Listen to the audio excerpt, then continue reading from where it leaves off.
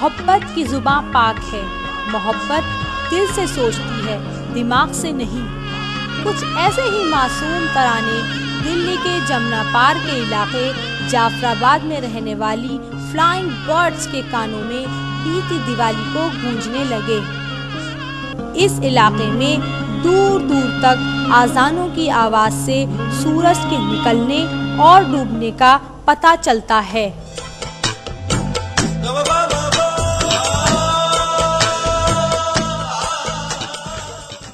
ईद, बकरीद, शब-ए-रात, 12 वफात, रमज़ान ही यहाँ हमारे त्योहार हैं जो बरसों से अपने तय वक्त पर आकर चले जाते हैं। बचपन से इन त्योहारों का हम साल भर इंतज़ार करते और ये सिलसिला यूं ही हमेशा चलता रहता, मगर जब टीवी, रेडियो या फिल्मों में दिवाली, होली और क्रिसमस को मनाते हुए लोगों को देखते तो मन करता कि हम भी दिए जलाएं, एक दूसरे को गुलाल और अबीर से रंग दें और चर्च में जाकर क्रिसमस कैरल्स गाएं।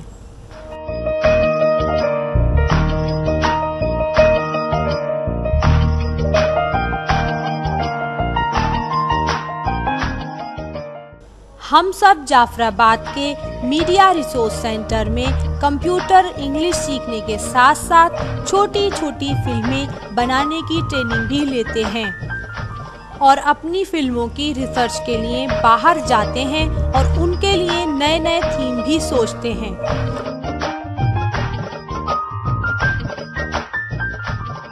इस बार हमने सोचा कि हम भारत के दूसरे त्योहारों को पहले मनाएंगे, फिर उन पर छोटी सी फिल्म बनाकर सबको दिखाएंगे। हालांकि ये काफी चैलेंजिंग था क्योंकि हमारे समाज में ऐसा नहीं होता। हमारे समाज में औरत का काम तो सालन, बिरयानी बनाकर अपने शौहर को खुश रखना है।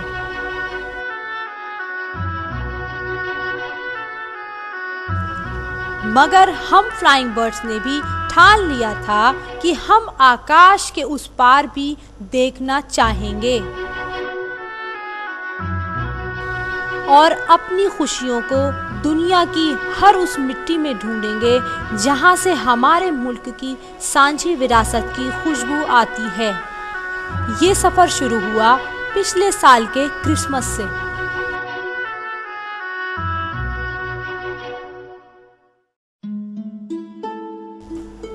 क्रिसमस पर हम लोधी रोड के मेथोडिस्ट चर्च गए। वहाँ हमने चर्च में खूब क्रिसमस कैरल्स गाए और कैंडल्स भी जलाईं।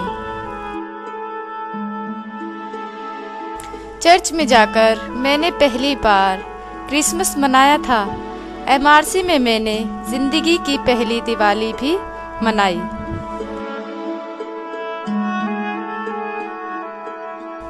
मैंने दिया डेकोरेशन कंपटीशन में भी हिस्सा लिया और इस दिवाली के लिए कई दीप सजाए।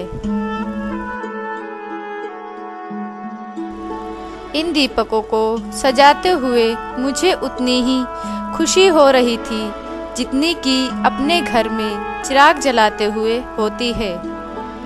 हमारे घर में हर जुमेरात को पीरों के लिए मन्नत के 16 चिराग जलाए जाते हैं। ये माना जाता है कि चिराग जलाने से खुशियां आती हैं।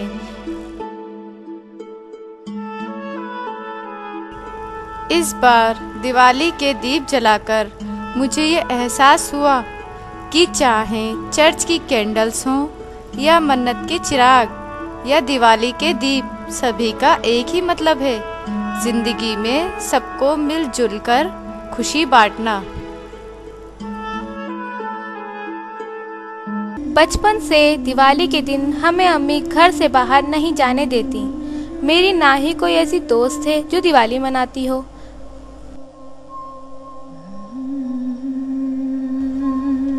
मैं हमेशा सोचती कि दिवाली के दिन बाजार कैसा लगता होगा। इस दिवाली को मैंने ईद की तरह मार्केट से शॉपिंग की क्योंकि हम MRC में दिवाली मना रहे थे।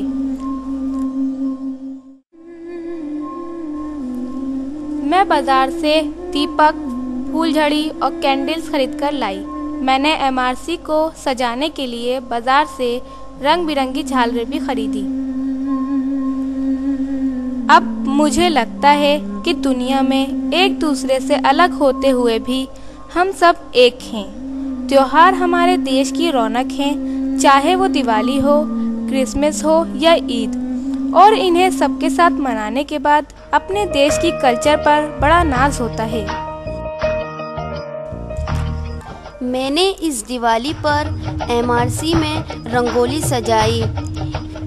इससे पहले हमने कभी भी फर्श पर इस तरह की पेंटिंग नहीं की, क्योंकि हम अपने सजाए हुए दीपकों को रंगोली पर रखकर जलाना चाहते थे। इसलिए हमने रंग बिरंगे चौक के पाउडर से रंगोली बनाई। मिसिस दास ने हमें रंगोली के बारे में बताया कि ये आटे, चावल, रोली से भी सजाई जाती है। उन्होंने बताया कि रंगोली बनाने की प्रथा हिंदू घाटी की सभ्यता से चली आ रही है। भारत में रंगोली लगाने का रिवाज महाराष्ट्र सूबे से शुरू हुआ। पुराने ज़माने से ही ये मेहमानों की ताज़ीम बढ़ाने के लिए बनाई जाती है। चोल राजाओं ने रंगोली कला को सबसे ज़्यादा बढ़ाया। बंगाली लोग इसे अल्पना, महाराष्ट्रियन और कर्नाटकवासी चौकपूर्णा, केरला, तमिलनाडु और पौंडीचेरी में रहने वाले इसे कोलम भी कहते हैं। गुजराती इस कला को रंगोली कहते हैं। इस दीपावली पर मैंने रंगोली सजाकर अपने देश की एक पुरानी तहजीब को सीखा और उसके बारे में जाना भी।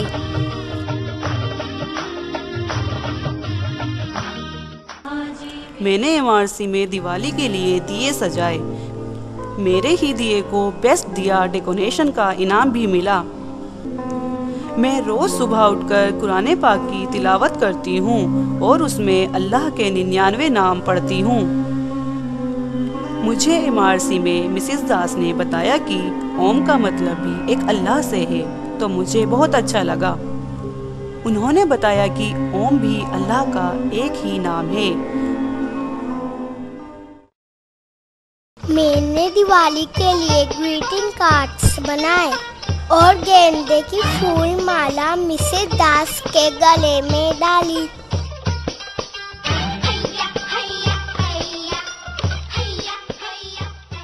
भारत देश ही ऐसा है जहां दुनिया के किसी भी कोने से कोई भी आए बस कहीं का होकर रह जाता है।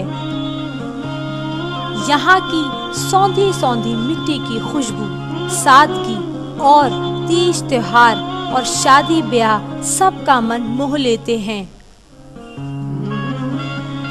वाकई हमें अपने देश पर नाज है। इसके पत्ते पत्ते, बूटे बूटे पर फख्र है।